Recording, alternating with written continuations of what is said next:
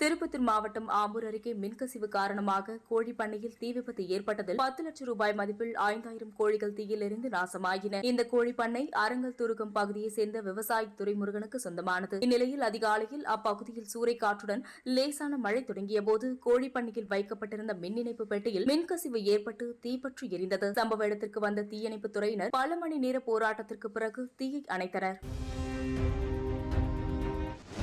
தேனி மாவட்டம் கரட்டுப்பட்டி கிராமத்தில் வீரபாண்டி கௌமாரியம்மன் கோவில் சித்திரை திருவிழா நடைபெற்றது. தமிழ்நாட்டின் பல்வேறு பகுதிகளில் இருந்து பக்தர்கள் விரதமிருந்து அக்னி சட்டி, 1000 கண் பானை, காவடிகள் சுமந்து நேர்த்திக்கடன் செலுத்தினர். பல்வேறு பகுதியிலிருந்து கிராம மக்கள் சுமார் 300 ஆண்டுகளுக்கும் மேலாக காவடி சுமந்தும், தேவராட்டம் ஆடியும், சிவன் வேடம் மற்றும் பெண்கள் வேடம் அணிந்தும் சுமார் 22 கிலோமீட்டர் கால்நடையாக சென்று நேர்த்திக்கடன் செலுத்தினர்.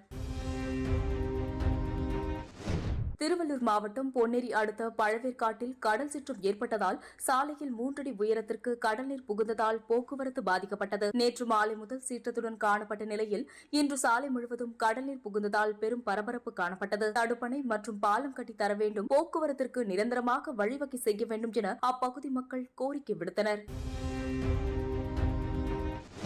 கரூர் மாவட்டத்தில் 8 மணி நேர வேலை உரிமையை பறிப்பதை கண்டித்து அனைத்து போக்குவரத்து தொழிற்சங்கங்கள் சார்பில் ஆர்ப்பாட்டம் நடைபெற்றது. தொழிலாளர்களின் அடிப்படை உரிமைகள் பறிப்பதை கண்டித்தும், உயிர் நீத்து தியாகம் செய்தவர்களுக்கு இழப்பீடு வழங்காததை கண்டித்தும், 8 மணி நேர வேலை உரிமையை பறிப்பதை கண்டித்தும் அனைத்து போக்குவரத்து தொழிற்சங்கங்கள் சார்பில் ஆர்ப்பாட்டம் நடைபெற்றது. இந்த ஆர்ப்பாட்டத்தில் சங்கத்தின் முக்கிய நிர்வாகிகள் பங்கேற்றனர்.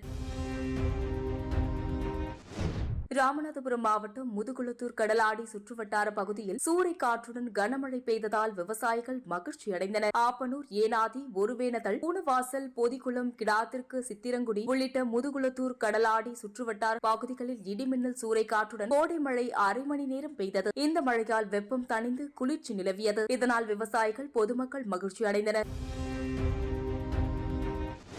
ராமநாதபுரம் மாவட்டத்தில் முதுகுளத்தூர் கிழக்கு ஒன்றியத்தில் திமுக சார்பில் நீர்மோர் பந்தல் திறக்கப்பட்டது. திமுக சார்பில் ஒன்றிய செயலாளர் கோவிந்தராஜ் ஏற்பாட்டில் முதுகுளத்தூர் பேருந்து நிலையம் முன்பு நீர்மோர் பந்தல் பிற்படுத்தப்பட்டோர் நலத்துறை அமைச்சர் RS ராஜகண்ணப்பன் திறந்து வைத்து பொதுமக்களுக்கு சர்பத், மோர், தர்பூசணி மற்றும் பழங்களை வழங்கினார்.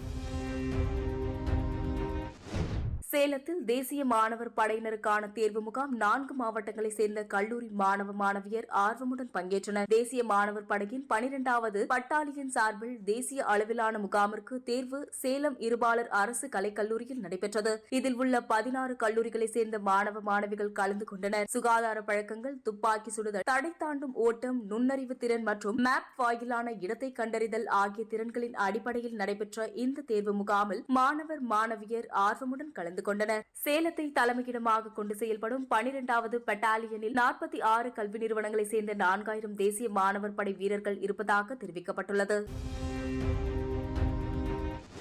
திருவண்ணாமலை போக்குவரத்து அலுவலகத்தில் 300க்கும் மேற்பட்ட தனியார் பள்ளி வாகனங்கள் ஆய்வு செய்யப்பட்டது. இந்த ஆண்டின் தணிக்கை ஆய்வு திருவண்ணாமலை வட்டார போக்குவரத்து அலுவலகத்தில் நடைபெற்றது. இதில் மாவட்ட ஆட்சியர் பாஸ்கர பாண்டியன் மற்றும் மாவட்ட காவல் கண்காணிப்பாளர் கார்த்திகேயன் மற்றும் போக்குவரத்து அலுவலர், ஆய்வாளர்கள் என பலர் கலந்து கொண்டு ஆய்வினை மேற்கொண்டனர். திடீரென தீ விபத்து ஏற்பட்டால் எவ்வாறு அந்த தீயை அணைப்பது என்பது குறித்து செயல் விளக்கங்களும் செய்து காண்பிக்கப்பட்டது. ஒவ்வொரு பேருந்தையும், ஒவ்வொரு பகுதியையும் ஆய்வு செய்து உறுதித்தன்மை சான்று அளிக்கப்பட உள்ளது.